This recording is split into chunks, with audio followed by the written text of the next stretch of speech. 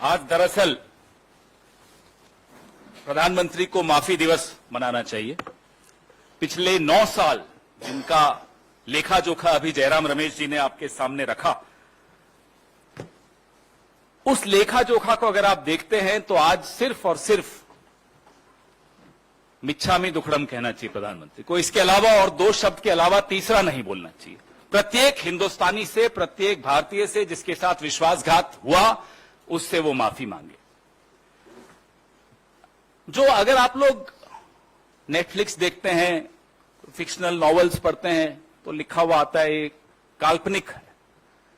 पिछले 9 साल में जितनी बातें इन्होंने की, अपने मैनिफेस्टोज में की, अपने वादों में की, अपने भाषणों में की, अपने मन की बात में की, तमाम बातें काल्पनिक थी। उनका हकीकत से दूर दूर तक कोई लेना देना नहीं था। मेरी और आपकी जिंदगी पर उसका कोई प्रभाव नहीं पड़ा।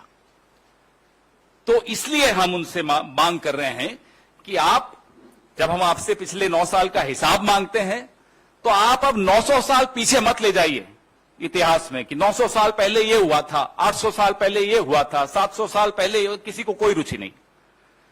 सब यह जानना चाहते हैं कि पिछले 9 साल में आपने क्या किया।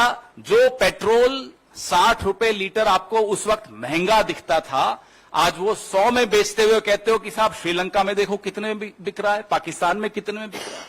400 रुपए का सिलेंडर यहां 1200 में बिकता है, तो आप पलट कर कहते हो कि श्रीलंका में 2000 का बिक रहा है, पाकिस्तान में 2000 का बिक रहा है। यह स्तर बना दिया आपने मेरे देश का।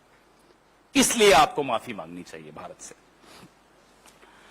किसानों की आय पर जयराम रमेश जी ने एक सवाल पूछा, दुगनी छोड़ दीजिए।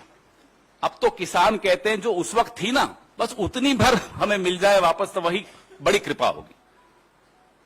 उतनी भी नहीं छोड़ी जो 2014 से पहले मिलती थी। आप दुगनी की बात करते हैं।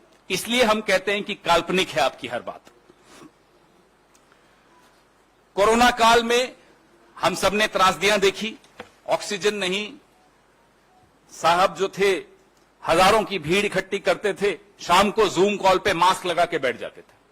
यह असलियत है इस सरकार की। असली चेहरा कुछ और जब वक्त आता है तो मुखौटा। तो मुखौटे और चेहरे का जो द्वंद्व है, पिछले 9 साल में वही इस देश ने देखा, कुछ नया नहीं देखा। हम फिर से मांग करते हैं कि आज से लेकर 31 मई तक जितने भी आयोजन करें, माफी जरूर मांगें इस देश से विश्वासघात के लिए जो इस देश के साथ पिछले 9 साल में हुआ है।